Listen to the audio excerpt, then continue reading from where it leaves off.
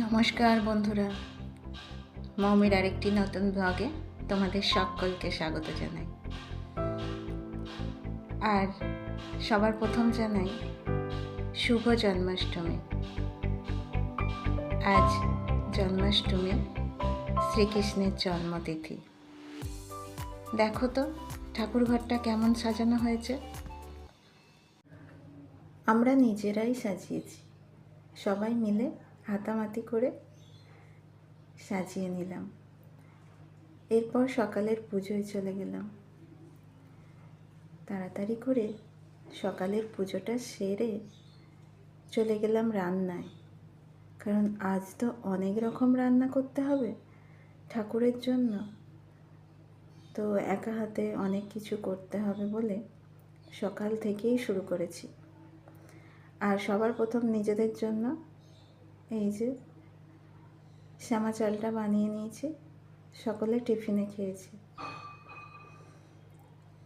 এরপর একটা একটা করে কাজ রেডি করতে থাকছি। এইটা করতেই অনেকটা সময় লেগে গেছে।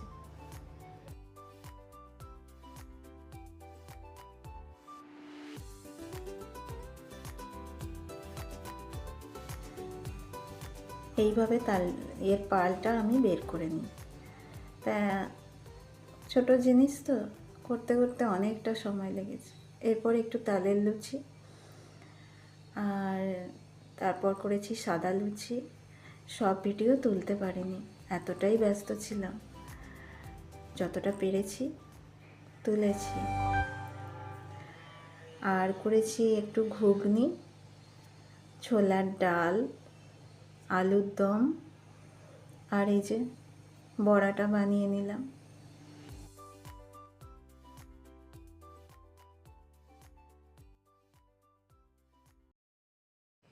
সন্ধ্যাবেলা ঠাকুরের ঘরটা কেমন লাগছে দেখি। ভালোই লাগছে বলো? আমার তো বেশ লাগছে।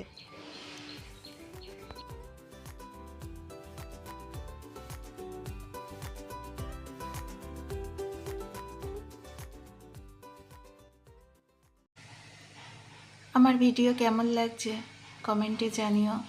যদি ভালো লাগে একটা লাইক দিও, চ্যানেলটা সাবস্ক্রাইব করে পাশে থেকো। ঘর সাজানোটা তো দেখালাম তোমাদের, এইবার চলো আমার গোপালকে কেমন লাগছে তোমাদের দেখাই। দেখো তো গোপাল সোনাকে কেমন দেখতে লাগছে।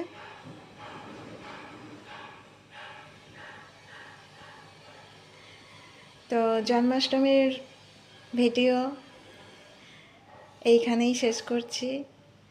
পুজো আজা মিটতে অনেকটাই রাত হয়েছে। আর তোমাদের কেমন লাগলো জানাবে। আজকের মতো এখানেই বিদায় নিচ্ছি।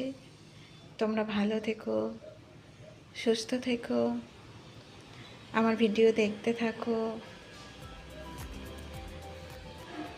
আরেকবার সকলকে বলি শুভ জন্মাষ্টমী।